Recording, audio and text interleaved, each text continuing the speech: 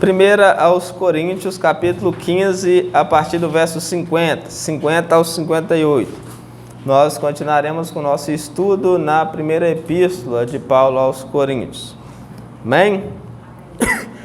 Nós estamos estudando no capítulo 15 acerca da ressurreição dos mortos.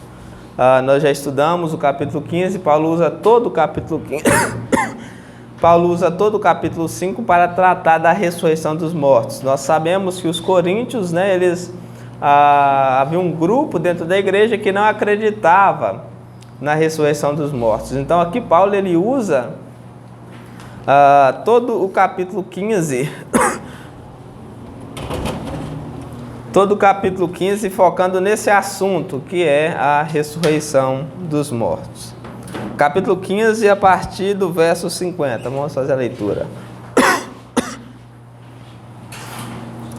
Isto afirmo, irmãos, que a carne e sangue não podem herdar o reino de Deus, nem a corrupção herdar a incorrupção. Eis que vos digo um mistério: nem todos dormiremos, mas transformados seremos todos. No momento, no abrir e fechar de olhos, ao ressoar da última trombeta. A trombeta soará e os mortos ressuscitarão incorruptíveis, e nós seremos transformados, porque é necessário que esse corpo corruptível se revista da incorruptibilidade, o corpo mortal se revista da imortalidade. E quando este corpo corruptível se revestir da incorruptibilidade, e o que é mortal se revestir da imortalidade, então se cumprirá a palavra que está escrita: tragada foi a morte pela vitória. Onde está a morte, a tua vitória? Onde está a morte, o teu aguilhão? O aguilhão da morte é o pecado, e a força do pecado é a lei. Graças a Deus que nos dá vitória por intermédio do nosso Senhor Jesus Cristo. Portanto, meus amados irmãos, sede firmes, inabaláveis e sempre abundantes na obra do Senhor, sabendo que no Senhor o vosso trabalho não é vão. Vamos orar.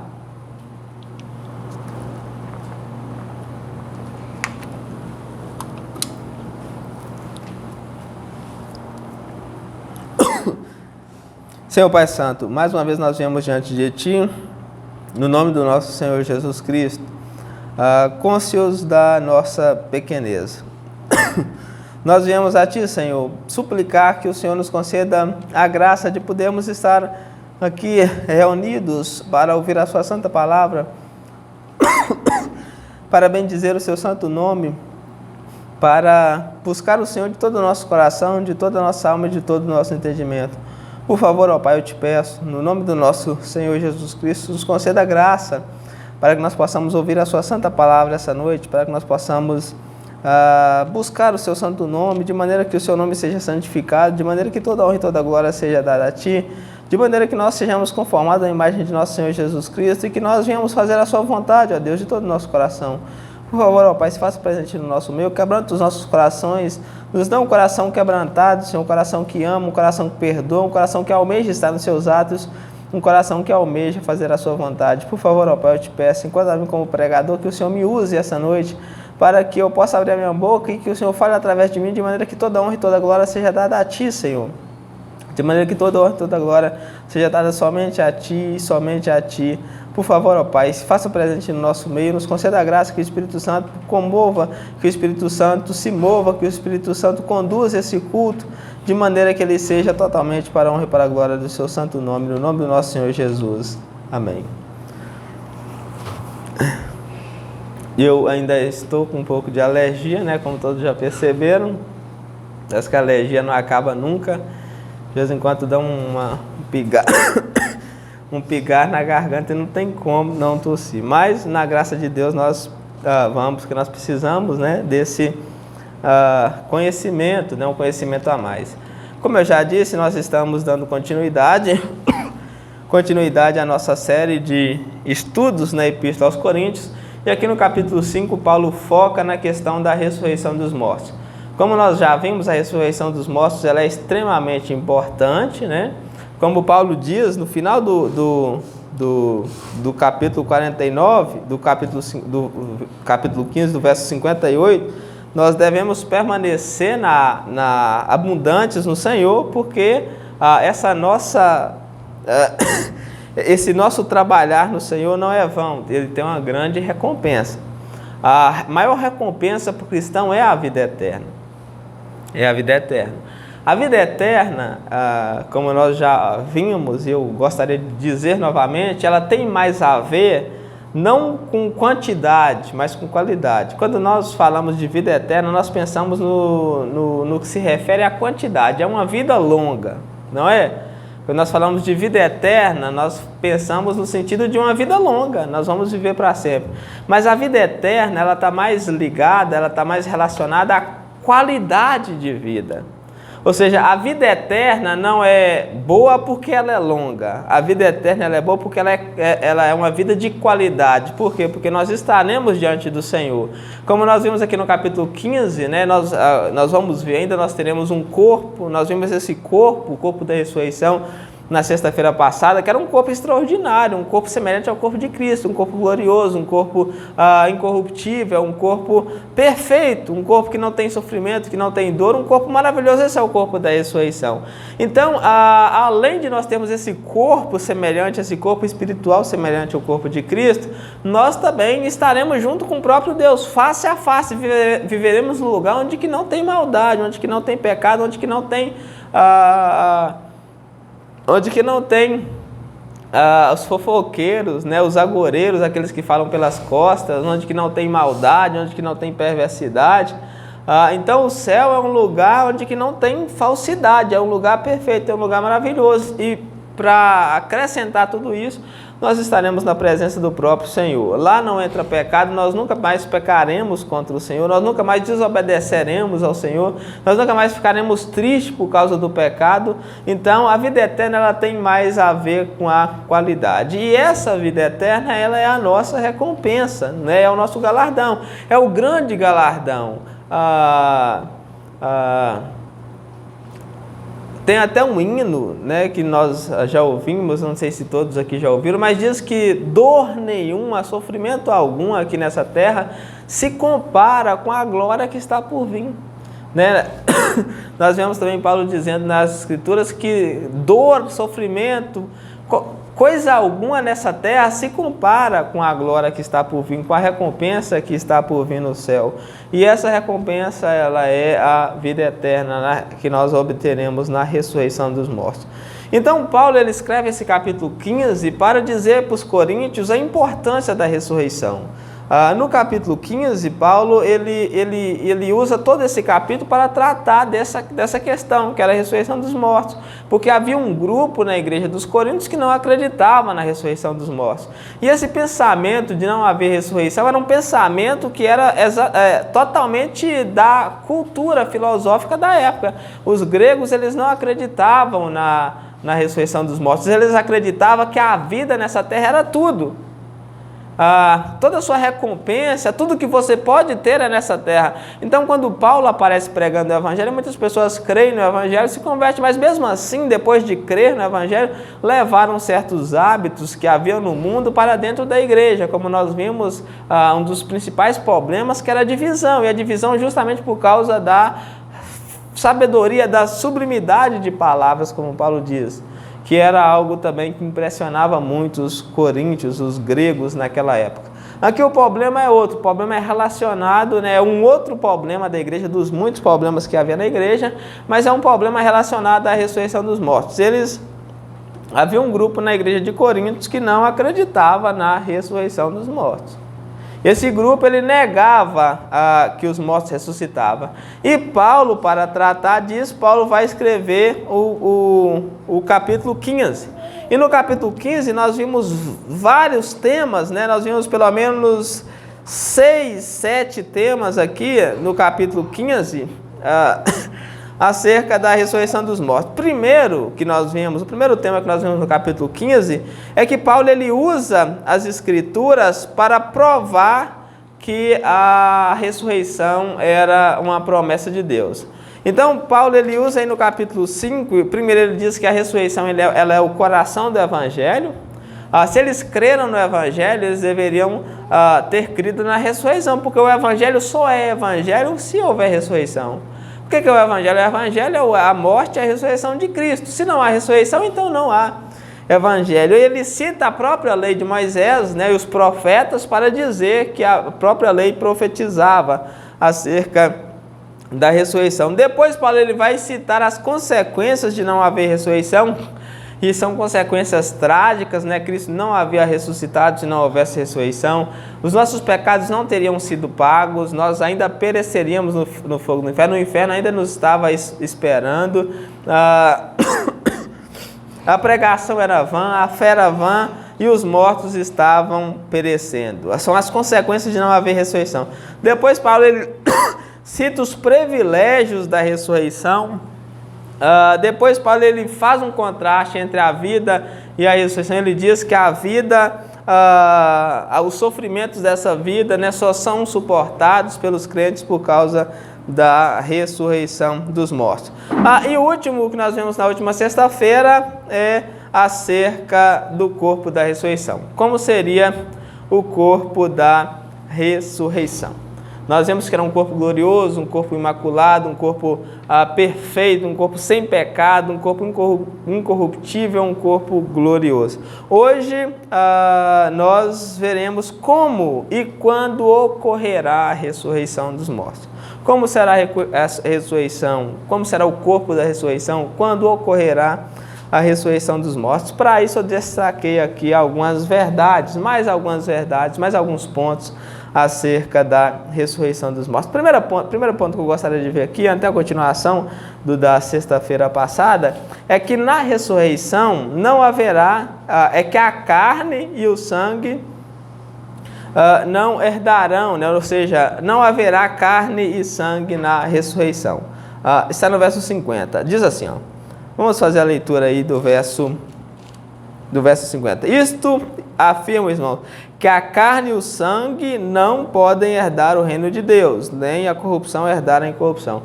Aqui, note bem que Paulo não está falando que o corpo não pode herdar o reino de Deus. Apesar do nosso corpo ser carne e sangue, Paulo não está falando que o nosso corpo, não vai haver um corpo na eternidade, porque nós vimos que nós teremos um corpo na eternidade.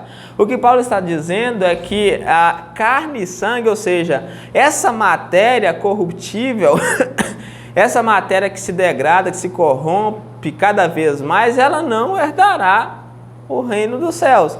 Ou seja, o corpo que nós teremos é um corpo incorruptível, um corpo glorioso, ou seja, é um corpo celestial, um corpo espiritual. Então esse é o primeiro ponto que nós veremos hoje, né, é que a carne e sangue não pode herdar o reino de Deus. Ele ainda complementa dizendo que a corrupção não pode herdar a corrupção. Já que o nosso corpo ele é corruptível, né, como que ele pode herdar a incorruptibilidade? Para que nós possamos herdar essa incorruptibilidade, Deus tem que transformar. E é o que nós veremos agora, o corpo transformado, Deus transformando um corpo adequado para a vida eterna, um corpo que suporta estar face a face com a glória de Deus. Esse corpo corruptível, ele não suporta estar face a face com a presença de Deus. Nós vemos o que aconteceu com Paulo quando ele viu Cristo na estrada de Damasco, pelo fulgor da glória do Senhor Jesus Cristo, ele ficou cego imediatamente. Ele ficou cego na mesma hora. Então nós teremos um corpo incorruptível. Teremos um corpo de glória.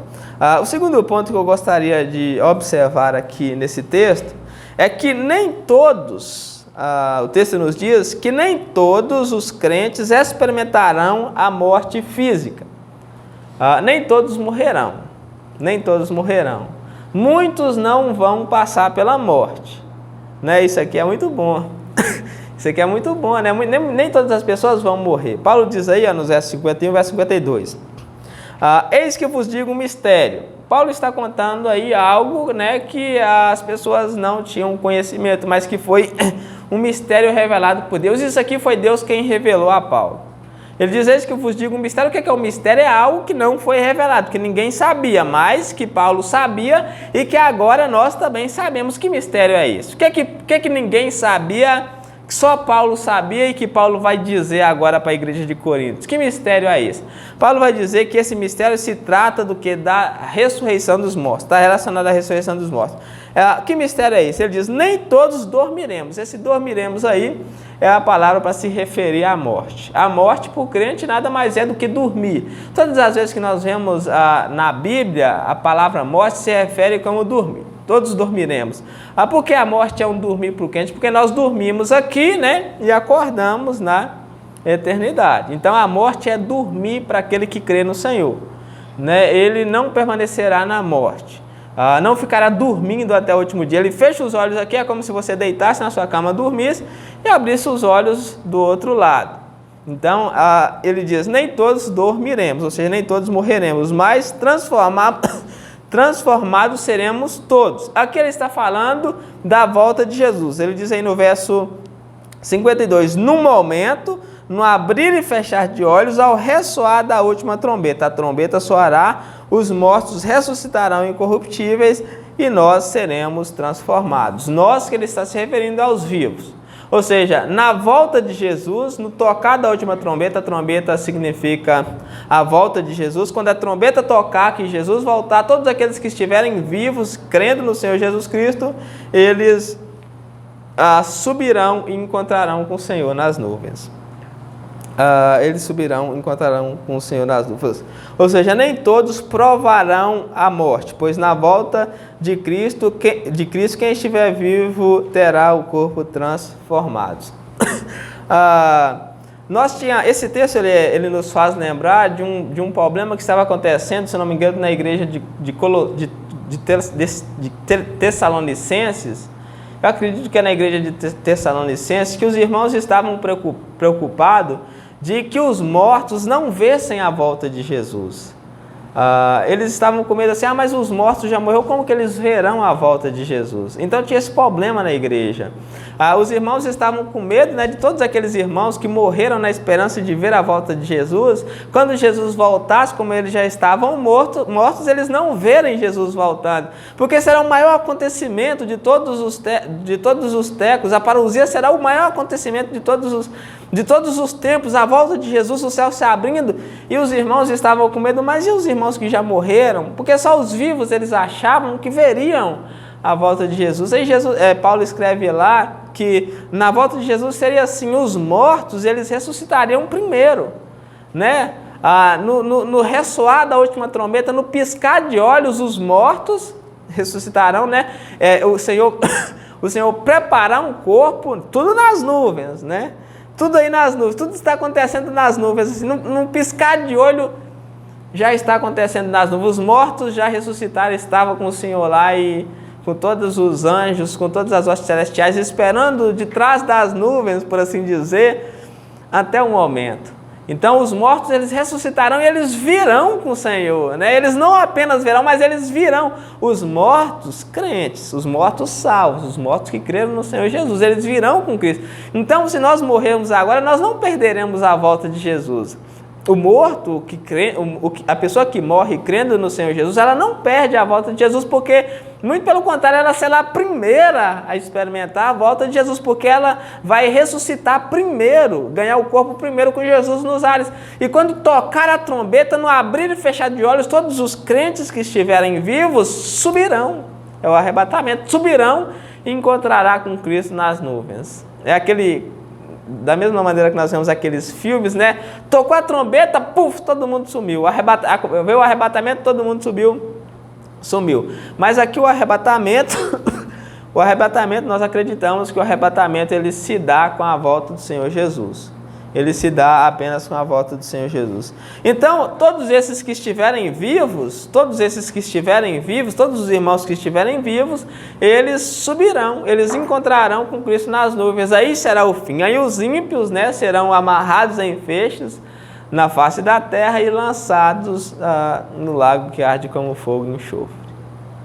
Então, esse é o segundo ponto que nós observamos aqui, é que nem todos os crentes experimentarão a morte física, nem todos morrerão. Se o Senhor Jesus voltar e tiver alguém crendo aqui na terra ainda, se tiver alguém crendo aqui na terra ainda, porque o próprio Senhor Jesus, ele nos diz, né, em Lucas, depois de fazer um discurso extraordinário, maravilhoso, depois de pregar acerca do poder da oração, do poder que a oração tinha, né, de nos incentivar a orar e a pedir, porque Deus nos daria, Deus não negaria bem algum. Aí o Senhor Jesus pega para os discípulos e diz: e quando o Filho do Homem voltar, será que ele encontrará, porventura ele encontrará fé na terra? Quando o Filho do Homem voltar, será que ele encontraria alguém crendo? Se quando ele voltar tiver uma pessoa crendo, essa pessoa não morrerá, essa pessoa subirá e encontrará com Cristo nos ares. Então esse é o segundo ponto que nós observamos aqui. Todos aqueles, né, que estiverem vivos quando Jesus voltar, não passará pela morte. Ou seja, a ressurreição será de vivo. É ressurreição de vivo, né? Ressurreição de vivo, ou seja, o corpo... O que é a ressurreição? Eu já expliquei, mas talvez alguém não tenha entendido. Eu vou explicar de novo o que é a ressurreição. Muitas pessoas confundem ressurreição... eu não sei como que as pessoas têm um pensamento de ressurreição, mas confundem ressurreição com a ressurreição de alma, como se, por exemplo, fosse possível a alma morrer. O que é a ressurreição? Nós somos feitos de quê? De corpo e de alma, né? Nós somos corpo e alma. A Bíblia diz que o Senhor nos fez barro e soprou nas nossas narinas, nós nos tornamos alma vivente. Então, nós somos feitos de corpo e alma. Para que nós possamos estar vivos, nós precisamos estar reunido corpo e alma no mesmo lugar, não é? A ressurreição se tirar o meu corpo daqui, eu morri, né? Porque a minha alma continua viva, mas eu não estou no corpo, então estou morto. E se tirar a minha alma daqui, eu continuo, eu morro, né? Eu fico morto, um zumbi, né? Porque o meu corpo está aqui, mas a minha alma não está. Então, de certa forma, eu estou morto. A ressurreição é corpo e alma juntos. Corpo e alma juntos. Quando nós morremos, o que acontece? O corpo que é perecível, né? Como Paulo fala, que é corruptível, ele se corrompe. Nós vamos ficando velho, vai aparecendo doença, vamos envelhecendo, os cabelos vão ficando brancos, vamos ficando decrépito, até a flor vai murchando como uma flor, né? Davi compara a vida do homem como uma flor que vai murchando até a morte. Quando nós morremos, o corpo se separou da alma. Então houve a morte foi, o corpo se separou da alma, mas a alma continua viva. A alma continua viva, eu continuo vivo, só que sem um corpo, então eu estou morto. Se eu tiver sem um corpo, eu estou morto. A alma não é viva sem um corpo. Apesar da alma continuar viva, na linguagem bíblica eu não estou vivo, né? Eu estou morto, mas vivo. Todo mundo está entendendo, né? A Bíblia fala que a alma está viva esperando a ressurreição. O que a alma está esperando? A alma está esperando o corpo que Deus tem preparado. Só que esse corpo só será dado quando?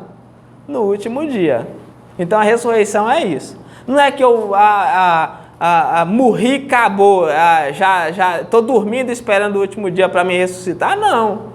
A Bíblia diz que o rico morreu e foi queimar no Hades. A alma dele já estava experimentando o terror, o fogo no Hades. E a alma de Lázaro já estava experimentando no seio de Abraão. Está lá até hoje. Lázaro ainda não ressuscitou, porque não chegou o último dia. Alguém achava que Lázaro tinha ressuscitado, né? Mas Lázaro está lá e o rico também está queimando até hoje, esperando o último dia, né?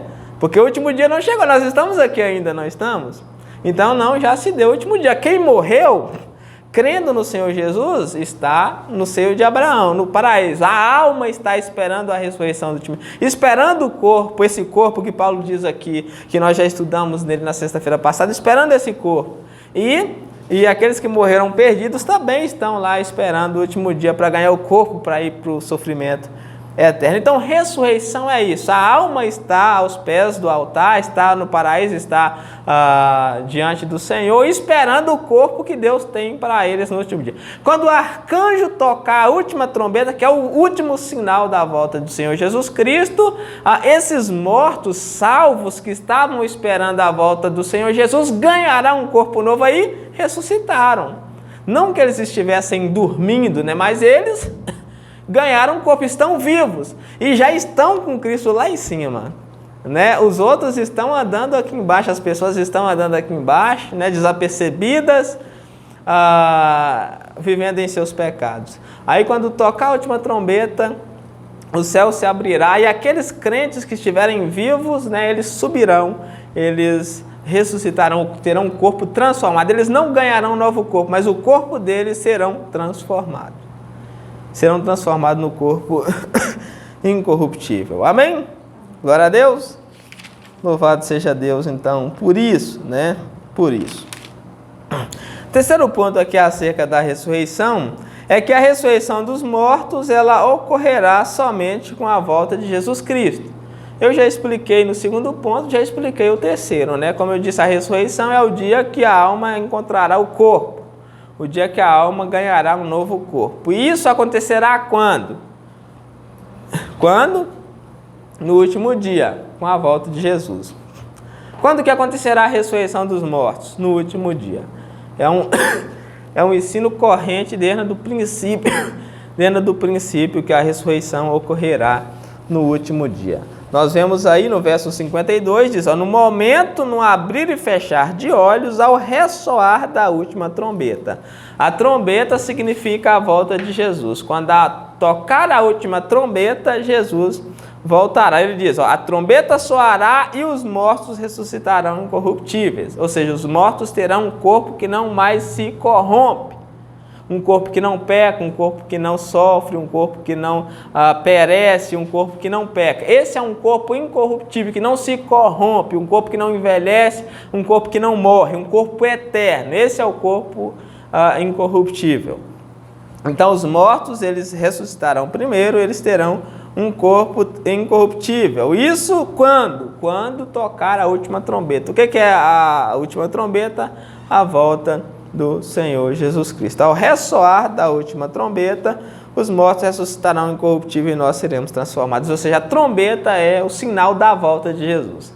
Tinha um colega, quando eu trabalhava lá em Belo Horizonte, nós ficava brincando, né? Às vezes eu tentava pregar para ele acerca da volta de Jesus, acerca do Evangelho. E ele ficava zoando, né, que a trombeta, que se ele fosse Deus, ele colocava uma trombeta com a boca do tamanho do Mineirão, né, para quando ele soprar a trombeta nessa terra, que todo mundo cair de tão barulho que será essa trombeta que marcaria a volta de Jesus. Ele não cria nem nada, ele ficava apenas brincando, mas a trombeta, ela significa o sinal da volta de Jesus Cristo, né, o sinal da volta de Jesus. Quando tocar a última trombeta, não sei, né, se nós vamos ouvir.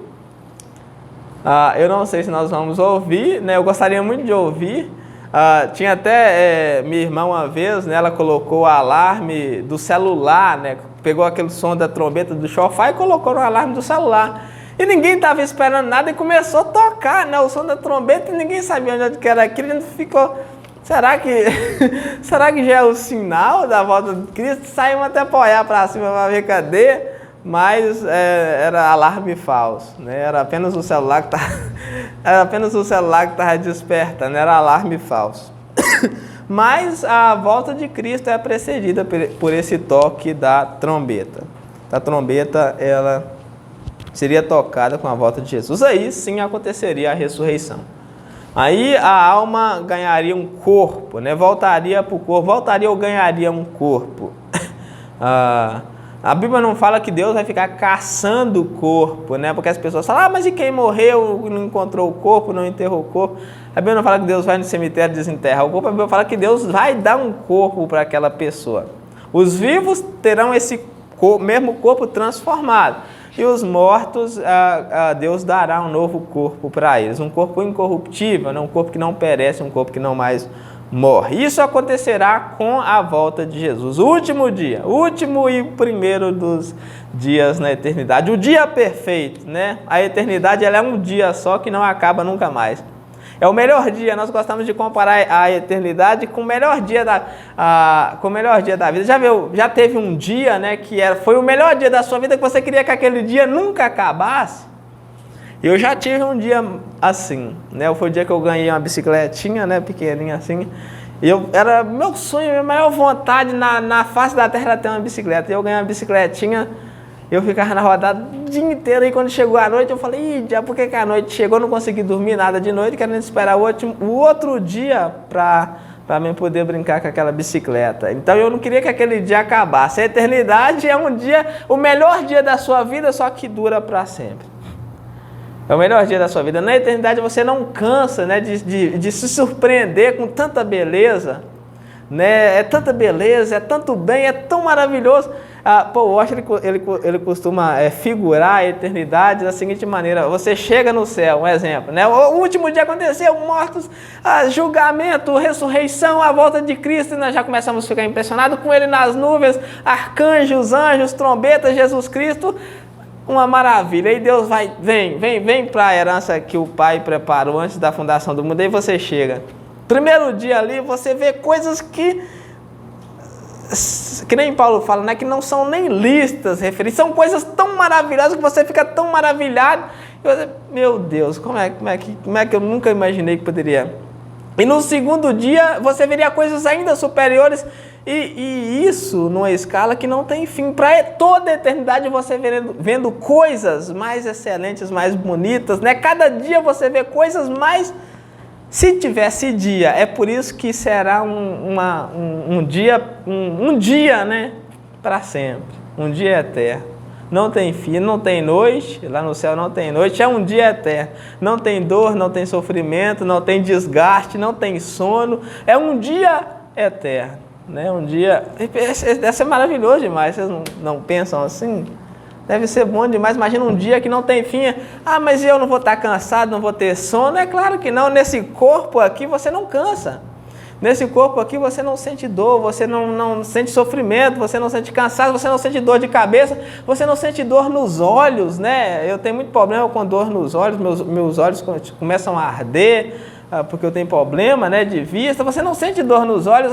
Minhas pernas, você também não tem dor nas pernas. Você pode andar por toda a eternidade, você pode louvar a Deus por toda a eternidade, então será um dia perfeito. Amém? Né? Quem está ansioso para isso? Todos nós, né? Eu acredito que todos nós estamos ansiosos para esse dia. Todos nós. Glória a Deus. Né? Quando nós pensamos nesse dia, né, nós até perdemos a esperança do dia de amanhã. O dia de amanhã vai ser isso? Tenho certeza que é isso, que eu estou doido para chegar amanhã para viver isso. Eu quero já estar naquele dia para sempre. Quarto ponto aqui, para nós não delongarmos muito. O quarto ponto aqui é como será a ressurreição dos mortos. Como será a ressurreição? Como eu já expliquei no terceiro ponto, né, todos também já devem ter compreendido. A ressurreição dos mortos acontecerá, a primeira trombeta soará, os que morreram ressuscitarão primeiro, voltará, terão um corpo. Isso ocorrerá na vinda do Senhor Jesus. Os vivos que forem crentes no Senhor terão o corpo transformados. E isso será a vitória sobre a morte. Vamos fazer a leitura então do verso 52 até o verso 57, que é o que acontecerá, que é o que será, né, com a ressurreição. O que é a ressurreição? É isso aí, ó. No momento, no abrir, no fechar de olho é quando será a ressurreição? Nesse momento, no piscar de pálpebra, pum, o Senhor Jesus voltou, nós ressuscitamos. Isso será extraordinário. Né? O momento eterno entre um piscar de olho. Antes que o olho pisque, o eterno chegou. Então, esse piscar de olhos aí é a eternidade. Quando o Senhor Jesus entrar com a eternidade, o tempo para. Acabou-se o tempo. Nós vivemos na bolha temporal, dentro do espaço do tempo. Quando Jesus trouxer a eternidade, o tempo para. Por isso que no abrir e no piscar de olho chegará a eternidade. Ele diz, no abrir, verso 52, no abrir e fechar de olhos, ao ressoar da última trombeta, a trombeta soará, os mortos ressuscitarão incorruptíveis e nós seremos transformados. Então, esse é o primeiro detalhe, né? Quando a trombeta tocar, o que ocorrerá será isso. Os mortos são aqueles que já morreram, né? Que as almas estão esperando, eles ganharão um novo corpo, ressuscitou. E nós que estivermos vivos, se nós ainda estivermos vivos, nós seremos transformados. Nós não sabemos como. Então nós nos incluímos entre os vivos, não é? Porque aqui, Paulo está escrevendo e ele diz, nós seremos transformados. Paulo se colocou entre os vivos, porque Jesus poderia voltar naquela época. Da mesma maneira que nós, hoje, dizemos também, nós seremos transformados. Mas nós podemos não estar aqui quando Jesus voltar e já estar com ele lá. Ele diz aí, por que é necessário que isso ocorra? Porque é necessário que os mortos ressuscitem com um corpo incorruptível e nós temos o corpo transformado. Ele diz aí, porque é necessário que este corpo corruptível, o que é um corpo corruptível? Um corpo que se corrompe. O nosso corpo está sempre se degradando, está sempre se corrompendo, né? Nós envelhecemos, nós sentimos dores, nós sentimos, envelhecemos e por isso todo mundo já sabe como que esse corpo é. Nós pecamos e etc e tal. É necessário que esse corpo corruptível se revista da incorruptibilidade, ou seja, esse corpo seja transformado em um corpo que não perece. E que o corpo mortal se revista da imortalidade. Esse nosso corpo, ele morre, não morre? Se ele morre, ele não pode entrar num lugar onde que não há morte. Então é necessário que esse corpo mortal seja revestido da imortalidade. Ou seja, nós não morreremos mais. Nós não morreremos mais. Isso é extraordinário, né? Pensar que nós não morreremos. Hoje nós vemos tantas formas de morrer. Mas e no céu? Será que no céu nós poderíamos cair de um penhasco e morrer? Não tem morte. Nós poderíamos ser atropelados e morrer? O diabo poderia invadir o céu e nos matar então? É claro que não, porque o diabo vai estar queimando no lago de fogo. E o Leviatã, né? Esse dia eu vi uma mulher falando que o Leviatã era tão poderoso que nem Deus podia. Essa aí conhece muito de Bíblia, né? Conhece muito de Bíblia. Então, no céu nós estaremos totalmente seguros. Imortais. Verso 54. E quando este corpo corruptível se revestir da incorruptibilidade e o que é mortal se revestir da imortalidade, aí vai se cumprir a promessa. Qual promessa que é essa? Se cumprirá a palavra que está escrito: tragada foi a morte pela vitória. Aí se dá a vitória. A vitória de Cristo completa e plena se dará nesse momento, quando Ele nos transformar, quando a morte for totalmente vencida. Cristo venceu a morte, nesse momento aqui a morte será totalmente vencida. Né? Nós sabemos que Cristo já venceu a morte. Nós sabemos que a morte não tem mais, né, poder sobre nós. Nós morremos, mas estamos vivos. Nós morremos, mas estamos vivos. Mas nesse momento aqui a morte será aniquilada. Como diz aí o verso 55. Hoje qualquer crente do mais fraco pode olhar na cara da morte, como diz Paul Washer, e dizer: onde está a morte? Verso 55. A tua vitória. Pode zombar da morte, né? O inimigo mais feroz, o inimigo que arrebatou multidões, que destruiu multidões. O crente mais frágil, por causa do Senhor Jesus, pode olhar na cara da morte e dizer: onde está a morte, a tua vitória? Onde está a morte? O teu aguilhão, onde está o teu poder, morte? Onde está a tua força? Você não tem mais poder algum sobre aquele que crê no nome do nosso Senhor Jesus. O aguilhão da morte é o pecado. Olha isso aí que interessante. O aguilhão era uma ferramenta pontiaguda do homem tocar o boi. Ele chegava no boi, dava uma pontada no boi para o boi poder andar.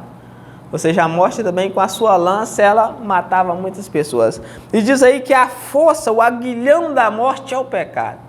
O que causa, o que trouxe a morte para o mundo é o pecado. Foi o pecado que trouxe a morte. Como que o pecado trouxe a morte?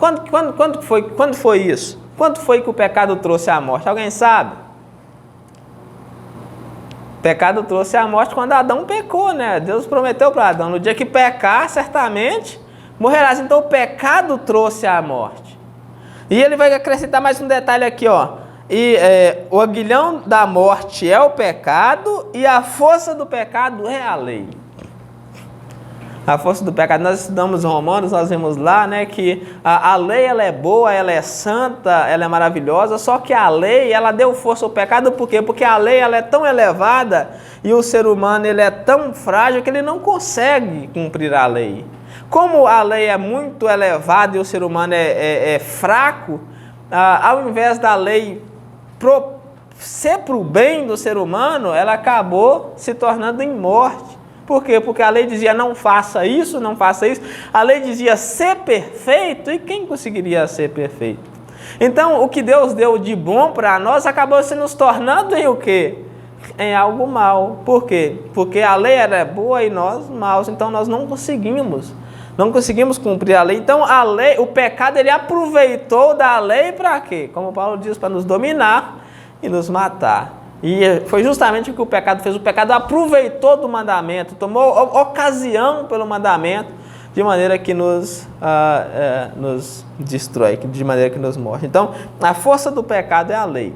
A lei não é pecado, não está falando aqui que a lei é pecado, está falando que a força do pecado é a lei, porque o pecado tomou ocasião da lei, ou seja, o pecado aproveitou a oportunidade. Já que ninguém consegue cumprir a lei, então o que acontece? Mais e mais pecado. O pecado só se fortalece porque ninguém consegue cumprir a lei. E aqui nós vemos algo interessante. Quem confia na lei, quem confia nos méritos, quem confia nas suas obras estão perdidos, porque ninguém pode ser salvo pelo cumprimento da lei, ninguém pode ser salvo pela sua própria bondade. Ele continua, o aguilhão da morte é o pecado e a força do pecado é a lei, mas ele diz a boa notícia, olha a boa notícia, olha o evangelho aí, ó. Graças a Deus que nos dá vitória por intermédio de nosso Senhor Jesus Cristo. Se não fosse o Senhor Jesus Cristo, nós estaríamos perdidos. Se não fosse o Senhor Jesus Cristo, nós estaríamos mortos, porque o pecado, a lei deu força ao pecado, mas em Cristo nós temos a vitória, em Cristo nós vivemos.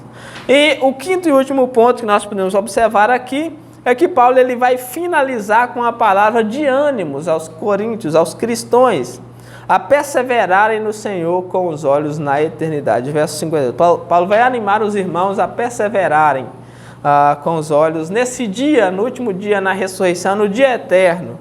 Ele diz, portanto, meus amados irmãos, sede firmes, né? Continue firmes, não desanime, continue perseverando, continue andando nos caminhos de Deus. Ele continue firmes e inabaláveis. Inabaláveis, não se abalem, não desanimem, não negociem com o pecado. Firmes e inabaláveis, como a rocha, não mude, não retroceda, não volte atrás, não se desvie, continue firmes, inabaláveis. Aí ele acrescenta um detalhe aqui para o cristão, e sempre abundantes na obra do Senhor. Ou seja, sejam abundantes na obra do Senhor, não desanimem de servir a Deus, não parem de servir a Deus, não deixe de servir a Deus, não desanime de servir a Deus, seja abundante, tenha abundância no serviço. O que você puder fazer pelo Senhor, faça. Quanto mais você puder fazer pelo Senhor, faça. Por quê? Ele diz, por que eu devo... Aí alguém poderia perguntar, mas por que eu devo servir ao Senhor? Ele diz, inabaláveis e abundantes na obra do Senhor, sabendo que no Senhor o vosso trabalho não é vão. Ou seja, vocês terão uma grande recompensa. Vocês terão uma grande recompensa. Amém? Glória a Deus. Louvado seja Deus. Então vou finalizar apenas com uma observação. Apenas com uma meditação aqui para nós. Primeiro, é que a grande recompensa dos crentes é a vida eterna. Essa é a nossa grande recompensa, esse é o nosso grande desejo, esse é o nosso grande anseio. Só que o problema é que muitos estão perdendo a vida eterna, esse dia glorioso, maravilhoso que eu falei, porque amaram mais o mundo. Muitos estão perdendo esse dia, muitos estão perdendo a vida eterna porque amaram mais esse mundo, porque amaram mais o pecado, porque amaram mais o dinheiro, porque amaram mais a mentira, porque amaram mais os xingamentos, porque amaram mais os palavrões, as prostituições e as orgias, né, dessa vida. Como o pastor Paulo Júnior, né, ele tratando desse texto, ele fica indignado porque as pessoas estão trocando o Cristo por um copo de cachaça, né, estão trocando isso que nós estudamos aqui por um copo de cachaça. Então, é muito triste. O grande ponto aqui é que nós não podemos ser um desses, né, que olha para esse dia e não vê nada, não tem importância alguma por nós. Então, o que é que nós precisamos fazer? Arrependimento. Arrependa-se enquanto é tempo. Nós precisamos do arrependimento, nós precisamos consertar a nossa vida com Deus, nós precisamos mudar, nós precisamos buscar o Senhor. Amém? Glória a Deus, porque esse dia nos aguarda. Eu gostaria de ver todos, né, todos naquele dia. Então nós precisamos consertar na nossa vida, arrependa dos seus pecados, arrependa do mal que você pensou, arrependa do mal que você causou ao irmão, arrependa do mal que você maquinou na cabeça contra o irmão, porque muitas vezes nós dizemos, não tenho nada contra o irmão, não tenho nada contra fulano de tal, não tenho nada contra ninguém, e até nos esforçamos para ter uma boa aparência, para ter uma boa conversa com aquela pessoa, mas lá no fundo nós estamos cheios de mágoa daquela pessoa. Nós não podemos ser assim, nós precisamos nos arrepender, buscar o Senhor para que nós possamos ter esse dia. Amém? O dia perfeito, o dia de sol, né? Ainda que não haverá sol. O céu é maravilhoso, não haverá sol. Então o sol não vai queimar a minha pele? É claro que não haverá sol no céu. Por que não haverá sol? Porque Deus será a luz. Deus será a luz. Não haverá noite. Por quê? Porque Deus é a luz do céu. Deus é a luz do céu. Não significa que Deus vai estar lá em cima brilhando como o sol. Só de Deus estar ali, já está tudo claro. Entendeu? Quando fala que Deus é a luz, só de Deus estar ali, já tudo clareou. Não precisa de sol, não precisa de lua. É um dia perfeito. Amém? Então vamos agradecer a Deus por essa oportunidade. Vamos agradecer a Deus por mais essa oportunidade que Ele nos deu. Senhor Pai Santo, nós vamos a Ti mais uma vez te agradecer por essa oportunidade, ó Deus, no nome do nosso Senhor Jesus Cristo. Nós te agradecemos por essa oportunidade, estamos todos reunidos aqui com os olhos na eternidade, ó Deus, de termos o privilégio de podermos olhar para esse dia e nos regozijar na esperança desse dia. Muito obrigado por nos dar essa alegria, ó Deus, de estarmos todos reunidos aqui e podermos compartilhar dessa esperança, podemos compartilhar dessa alegria, podemos compartilhar dessa beleza, Senhor, que é a eternidade. Por favor, ó Deus, nos ajude a esperar esse dia, Senhor, nos ajude a viver firmes, a andar firmes nos seus caminhos, a abrir mão da vida nessa terra, Senhor, sabendo que há a grande recompensa que nos aguarda. No nome do nosso Senhor Jesus é que eu te peço e te agradeço. Amém.